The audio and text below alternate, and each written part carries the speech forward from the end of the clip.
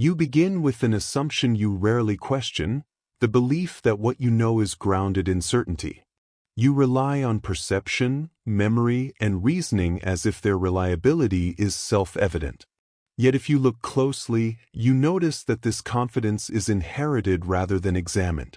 You accept it because it feels natural, not because you have traced its foundations. Al-Ghazali confronted this assumption at the height of his intellectual success.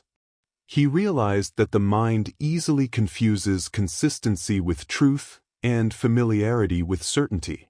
His challenge was simple but unsettling. How do you know that what you call knowledge deserves the trust you place in it?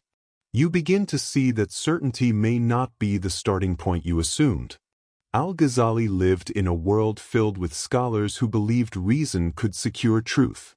Baghdad was a center of debate, philosophers arguing for rational proofs, theologians defending doctrine, jurists constructing systems of law.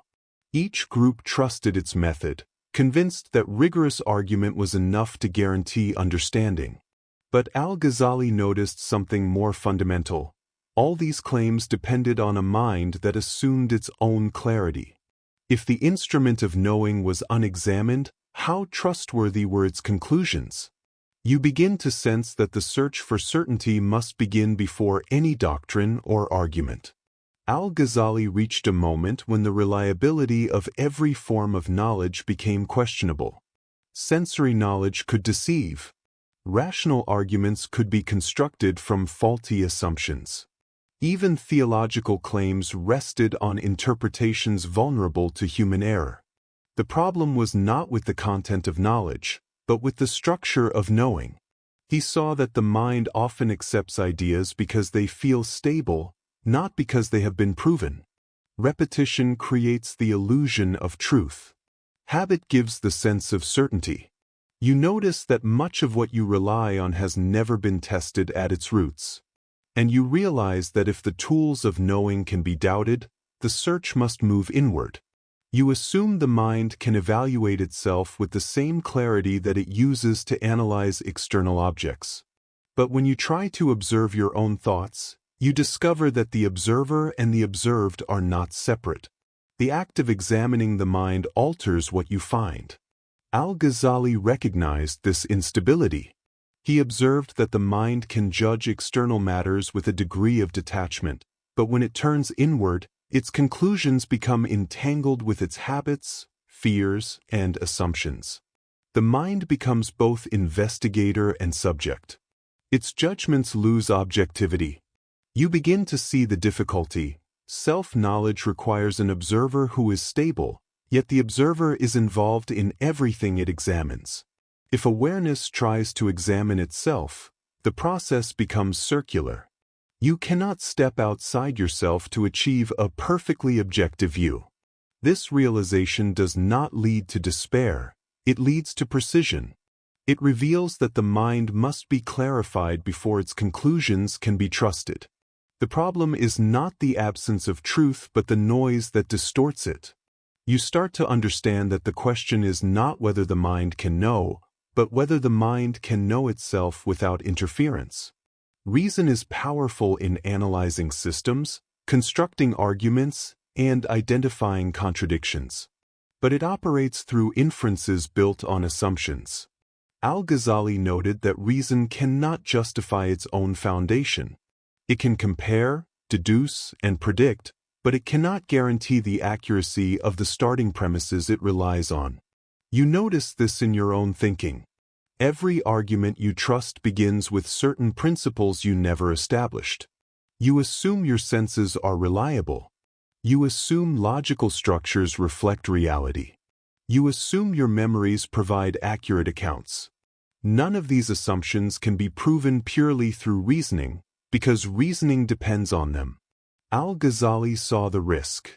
If reason tries to validate itself, it becomes circular. If it tries to validate perception, it must rely on perception to do so. If it tries to validate memory, it uses memory to confirm memory. You begin to understand that reason is not false. It is limited. It is a tool, not a foundation. It can clarify, but it cannot ground certainty by itself. And when you expect it to provide absolute truth, you ask it to do more than it was built for. At this boundary, reason becomes not a guide but an obstacle. You see that certainty must come from a different domain, one not dependent on assumptions it cannot verify. Instead of searching for certainty in ideas, Al-Ghazali redirected the inquiry toward the one who examines ideas. He reasoned that the clarity of knowledge depends on the clarity of the knower. If the perceiver is clouded by bias, fear, or habit, no quantity of information will resolve the confusion. You begin to explore this in yourself. You notice how quickly you defend your views, not because they are true, but because they feel familiar. You see how desire shapes your perceptions, how fear narrows your attention, and how preference distorts your judgment. These forces operate silently, guiding your conclusions before you consciously evaluate them. Al-Ghazali approached this not as a moral task but as a cognitive discipline. Purification meant removing distortions from the mind so that it could observe without interference. In this state, the mind becomes a transparent medium rather than a source of noise. You realize that the question is no longer what is true, but what within you prevents truth from appearing. When the perceiver becomes clear, knowledge becomes stable. When the perceiver is distorted, knowledge becomes fragile. You begin to understand that the inner turn is not a withdrawal from the world but a return to the foundation of all understanding. The clarity you seek in ideas depends on the clarity you cultivate within. As you observe your thinking more closely, you begin to notice the quiet force of habit. Ideas repeated often enough become indistinguishable from truths.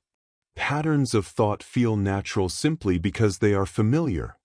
Al-Ghazali argued that habit is one of the greatest obstacles to genuine knowledge. It provides the comfort of stability without the discipline of inquiry. People accept ideas because they have always accepted them, not because they have examined them carefully. Habit creates a cognitive inertia that resists questioning. You begin to see how deeply this applies to your own mind. You rely on assumptions you absorbed years ago. You defend beliefs you never analyzed. You follow mental patterns that operate without your conscious involvement. This realization is not meant to produce guilt. It is meant to produce clarity. It shows that certainty built on habit is not certainty at all. It is only the absence of questioning. Al-Ghazali believed that breaking the hold of habit is essential for real understanding. It is not enough to adopt new ideas. The mind must be trained to observe itself without falling back into familiar patterns.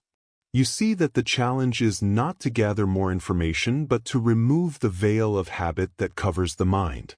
Up to this point, you have examined perception, reasoning, habit, and self-observation. But Al-Ghazali's major breakthrough came when he recognized something deeper.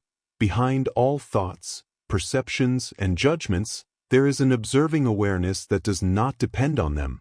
You begin to turn toward this awareness.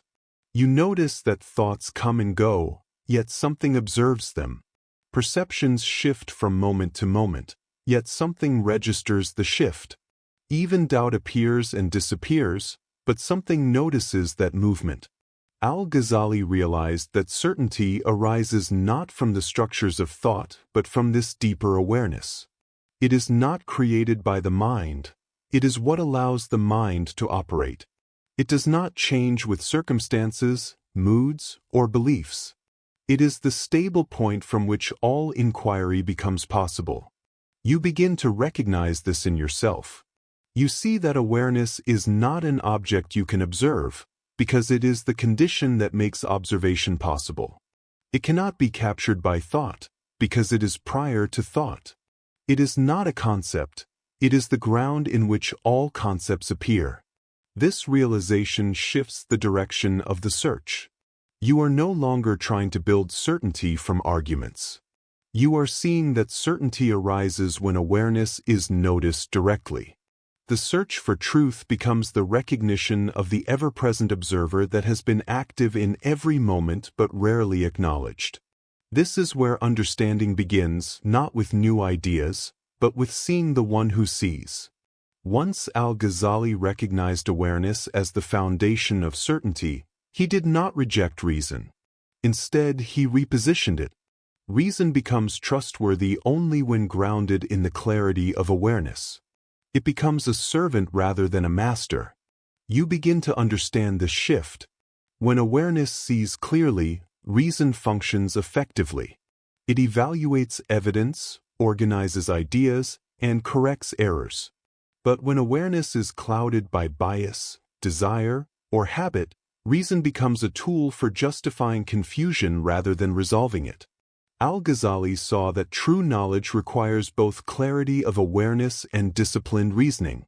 Thought is valuable, but only when it operates within the light of undistorted perception.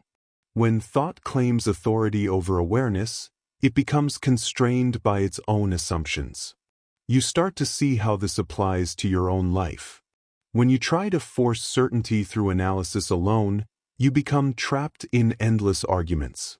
But when you begin from awareness, quiet, stable, open, reason becomes a precise instrument rather than a source of conflict. The reconciliation between thought and awareness is not theoretical. It is a shift in how you relate to your own mind.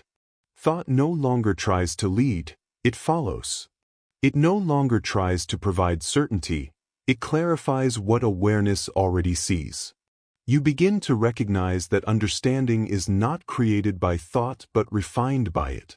You arrive at a point where analysis no longer adds anything. Every attempt to grasp truth through more thinking only leads back to the limits you have already seen. The mind recognizes its boundary. Al-Ghazali concluded that true certainty emerges when thought becomes quiet enough for awareness to reveal itself. Not through effort, but through the absence of interference. Not through possession, but through clarity. You begin to notice the shift. When you stop trying to force understanding, something settles. The noise of habit, belief, and doubt fades. What remains is not a conclusion but a presence, a calm recognition that does not depend on argument. Thought has reached its limit, and awareness continues on its own. Here, certainty is not a statement. It is the simplicity of seeing without distortion. You understand that truth does not belong to the thinker. It appears when the thinker stops claiming it. This is the silence of knowing.